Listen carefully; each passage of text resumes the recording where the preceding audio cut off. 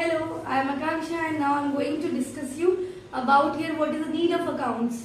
तो अगर हम बात करें अकाउंट्स क्यों पढ़ते हैं कि हमें जरूरत क्यों है अकाउंट्स पढ़ने की, तो हम इसलिए पढ़ते हैं जैसे हमें कोई भी कन्वर्सेशन करना होता है, इंग्लिश में बात करनी है, हिंदी में बात करनी है, तो उसके लिए हमें हिंदी लैंग्वेज और इंग्लिश लैंग्वेज आना जरूरी है।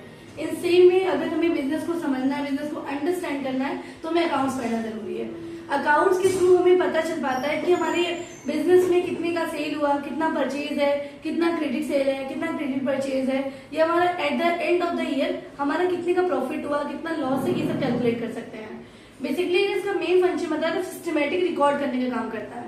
अब कहोगे आप कि इसको सब्जेक्ट बनाने की आवश्यकता क्या थी। पहले के टाइम पे जो मुनीम हुआ करते थे वो ट्रांजैक्शन करते तो थे, लेकिन बहुत कम ट्रांजैक्शन उनके होते थे, तो वो दिमाग में भी रह सकते थे या वो रफली बना लेते थे, कोई दिक्कत नहीं होती थी। बट जैसे जैसे इकोनॉमी ग्रो करी, अगर इसको इकोनॉमिक से रिलेट करें तो इकोनॉमी ग्रो करी, बिजनेस डेवलप हुआ, इंडस्ट्रीज डेवलप हुई, गवर्नमेंट ने इंडस्ट्रीज को इंडिया में आने का मौका दिया। तो जैसे इंडिया के अगर हम वर्ल्ड वाइड भी बात करें तो मतलब हर जगह पे ट्रांजेक्शन बढ़े, तो अकाउंट्स की नीड भी इसलिए एट अ ग्लोबल लेवल पे, ये नहीं कि सिर्फ इंडिया में ही जरूरत पड़ी इसकी। तो जितने ज्यादा नंबर ऑफ ट्रांजेक्शन बढ़े हमें उतनी ज्यादा जरूरत पड़ी अकाउंट्स की, क्योंकि अगर अकाउंट्स ना होता तो हम सारी चीजों को दिमाग में लंबे समय तक स्टोर नहीं कर सकते थे। तो इसके लिए मेमोरी की प्रॉब्लम, दूसरा कॉन्फ्लिक्ट। कल को किसी ने कहा कि मैंने आपको 5000 दिया है, बट मेरे पास तो कोई एविडेंस नहीं उसने मुझे 5000 दिया है। तो अकाउंट्स एक तरीके से एविडेंस का काम भी करता है, हर एक ट्रांजेक्शन का हमने कितना परचेज सेल किया है। एंड अगर सेकंड बात करें कि अकाउंटिंग किस चीज पे बेस्ड है, तो अगर बेसिक बताया तो इसके 3 गोल्डन रूल्स होते हैं, पर्सनल, रियल, नॉमिनल।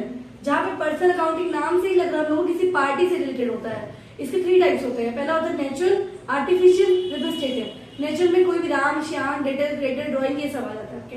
आर्टिफिशियल में आपका टॉपिक आता है, अगर आर्टिफिशियल के बारे में बात की जाए, जहाँ पे हम लोग डिस्कस करते हैं कि जैसे हम देख नहीं सकते, छू नहीं सकते। एग्जाम्पल आपने कहा company, firm, AOP, association of person, body of individual, trust, society, ये लोग आ जाता है। रिप्रेजेंटेटिव में आते हैं जो किसी भी चीज को रिप्रेजेंट करे अकाउंट। जैसे एग्जांपल अगर एक्सपेंस है तो एक्सपेंस को रिप्रेजेंट कर रहा है आउटस्टैंडिंग या प्रीपेड, तो किसी भी एक्सपेंस या इनकम के आगे अगर आउटस्टैंडिंग या प्रीपेड लग जाता है तो वो हमारा रिप्रेजेंटेटिव पर्सन होता है।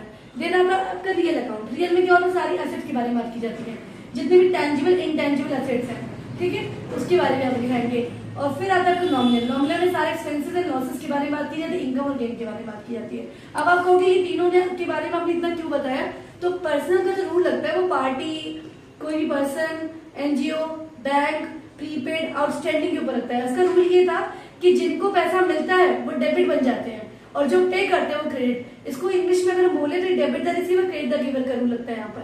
फिर आता है रियल। रियल में होता है बिजनेस के अंदर पैसा आया तो दैट इज डेबिट, या बिजनेस से परचेज गई तो वो क्रेडिट बन जाएगी। तो जितनी भी एसेट्स बिजनेस के अंदर आती हैं वो डेबिट बनती हो जाती है क्रेडिट। अगर नटशेल बोले इसको शॉर्ट में तो debit what comes in, credit what goes out. Third आता है नॉमिनल। नॉमिनल का मतलब जितने भी खर्चे, लॉस या एक्सपेंसेस एंड लॉस कह सकते हैं आप, ये हमारे डेबिट होते हैं, और जितनी हमारी इनकम और गेन है वो क्रेडिट होती है। तो इट मीन्स अगर हम कंक्लूड करें तो डेबिट और लॉसेज एंड एक्सपेंसेस, क्रेडिट और gains and income. Thank you.